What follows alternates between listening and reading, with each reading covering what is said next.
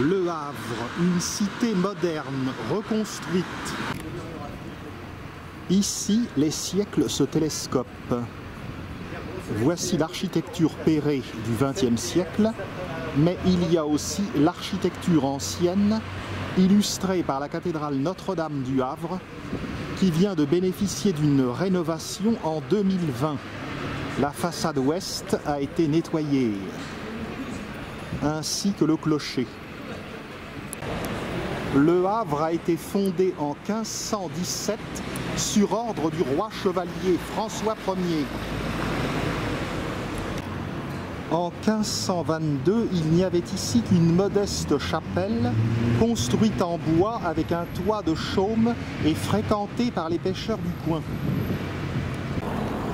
Il y eut un raz-de-marée en 1525 qui emporta ce premier édifice.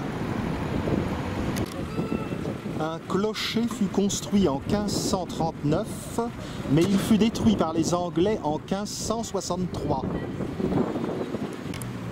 Le roi Charles IX ordonna la reconstruction, mais en le rabaissant. Nouveau malheur pour l'édifice primitif, ce n'est pas celui-ci, il fut pillé par les Huguenots lors des guerres de religion en 1575. On décida cette fois-ci de construire cet édifice en pierre, à partir de 1575 donc, et le portail ne fut achevé qu'en 1638, sous Louis XIII. Des restaurations eurent lieu au XIXe siècle et la dernière en date, en 2020, qui nous a restitué ce portail dans toute sa splendeur, cette façade plutôt. Les lignes générales de l'édifice l'apparentent à l'art classique, mais le détail de l'ornementation montre l'inspiration baroque. La façade comporte un portail central avec deux ailes symétriques.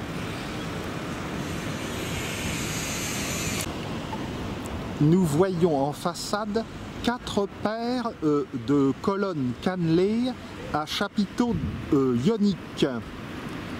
Voici 2 paires sur la gauche et les 2 paires de droite. Donc 8 colonnes en tout. Les chapiteaux ioniques.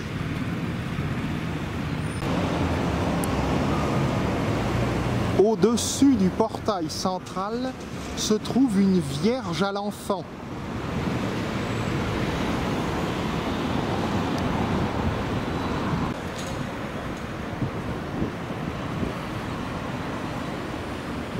Saluons le travail méticuleux de ceux qui ont restauré ce bel ensemble.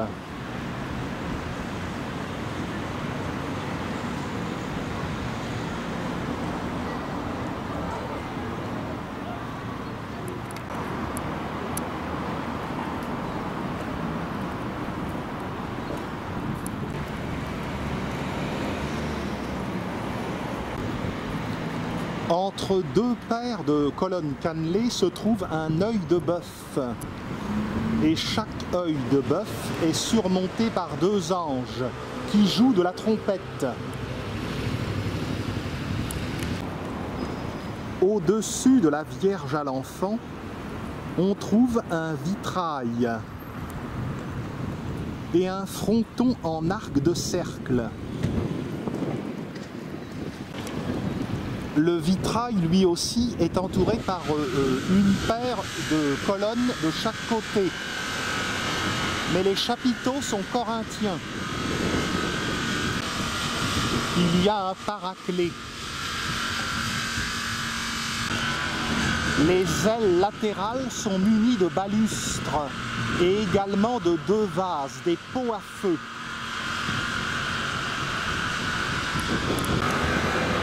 Le 6 septembre 1944, les Anglais bombardèrent de nouveau Le Havre et la cathédrale ne fut pas épargnée.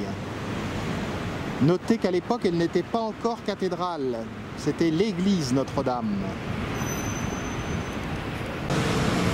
Voici des traces des dégâts de 1944, mais l'édifice fut restauré et réouvert au culte en 1952. L'église Notre-Dame devint cathédrale en 1974.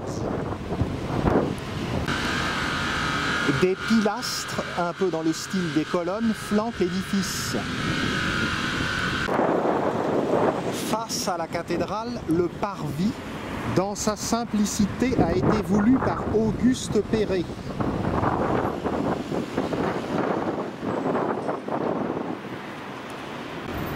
Contournons l'édifice par le nord.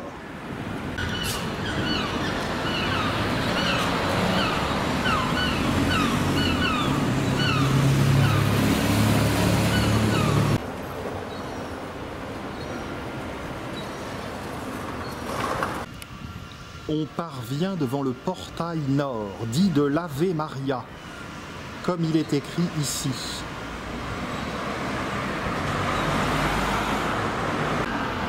Au-dessus de l'inscription, une rose flamboyante et la mention Agnus Dei.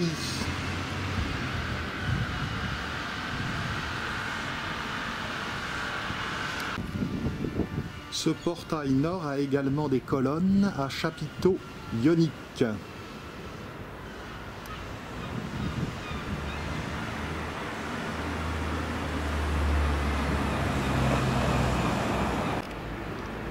Mais il y a eu une restauration après 1843. Les gargouilles montent la garde. Et elles sont en escadrille. L'ancien et le moderne. La Renaissance et Auguste Perret. Jetons brièvement un œil sur le chevet de l'édifice. À proximité de la cathédrale se trouve le Muséum d'histoire naturelle du Havre, bâtiment du XVIIIe siècle qui est également un bâtiment rescapé.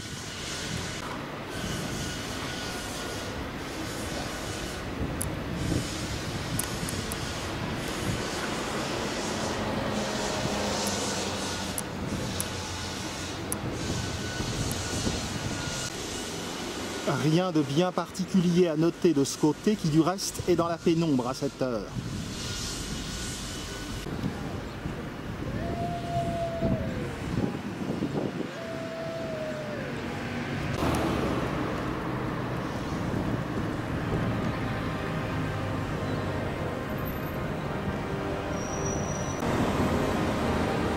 Espérons que le portail sud, qui s'abîme un peu, bénéficiera d'une restauration lui aussi.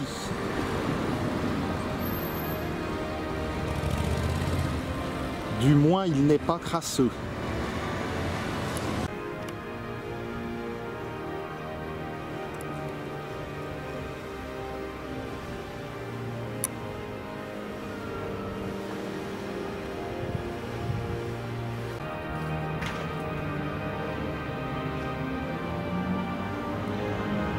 À présent, allons voir l'intérieur de l'édifice. Le lanternon paraît légèrement incliné. Mais ce n'est pas la tour de Pise.